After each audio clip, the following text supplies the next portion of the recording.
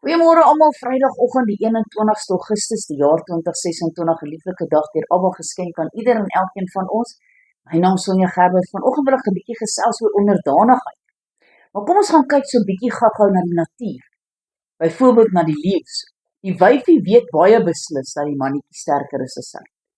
En so sy is onderdanig aan hom. Maar onderdanigheid by leeu's is 'n baie belangrike sosiale meganisme wat spanning verminder en orde in die trop handhaaf en ook konflik of beserings tussen hierdie kragtige roofdiere voorkom. Leeu's wys onderdanigheid deur spesifieke liggaamshoudinge, gedrag en subtiele tekens, maar kyk, daar kan nie almal net leiers wees nie, daar moet onderdanigheid wees.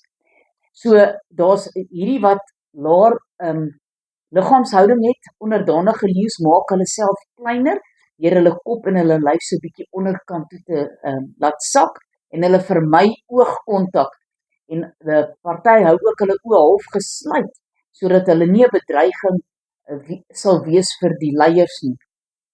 Hulle ore, hulle word effens na agtertoe of sywaarts toe gedraai. Hulle benader ook 'n prooi baie stadig.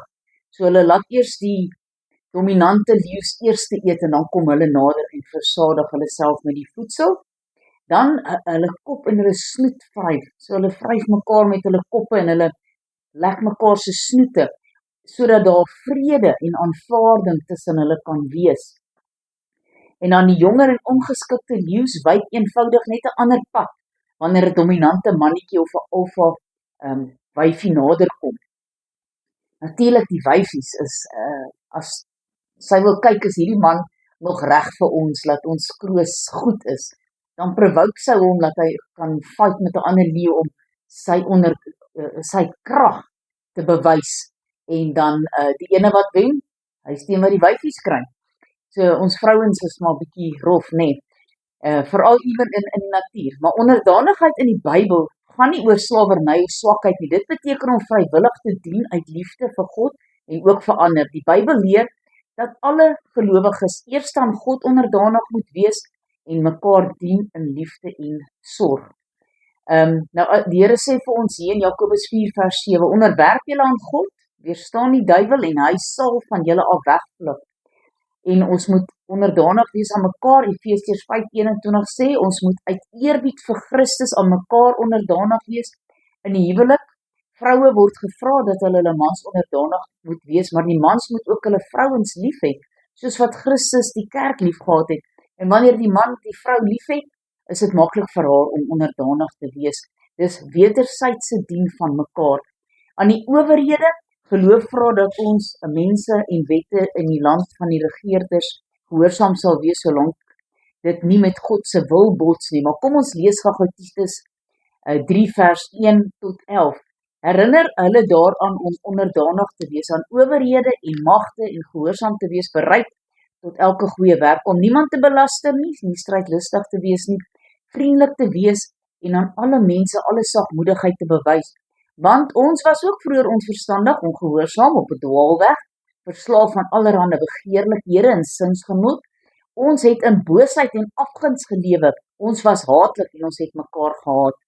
Maar toe die goedertierendheid van God, ons verlosser en sy liefde tot die mens verskyn het, nie op grond van die werke van geregtigheid wat ons gedoen het nie, maar na sy barmhartigheid het ons gered deur die bad van die wedergeboorte en die vernuwing deur die Heilige Gees. Hy wat ryklik uitgestort het op ons deur Jesus Christus, ons verlosser, sodat ons geregverdig deur sy genade erfgename kan word ooreenkomstig die hoop van die ewige lewe. Dis 'n betroubare woord.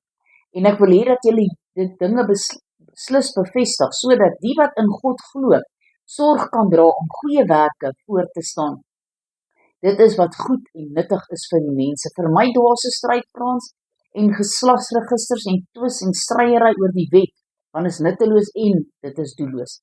Aan 'n man wat partyskap verwek, moet jy jou onttrek na die eerste en die tweede vermaaning, wetende dat so iemand op 'n verkeerde pad is en sonde doen en selfveroordelend staan. Kom ons bid saam.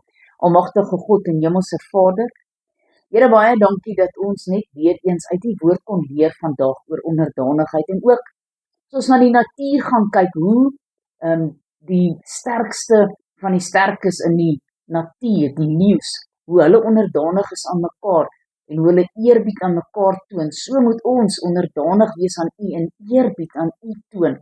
Here, help ons in hierdie saak, seën ieder en elkeen in hierdie naweek, Here, en as dit U wil is, sal ons maandag weer met mekaar kom. Here, laat U wil geskied in ons lewens, is my gebed in Jesus naam. Amen. Amen.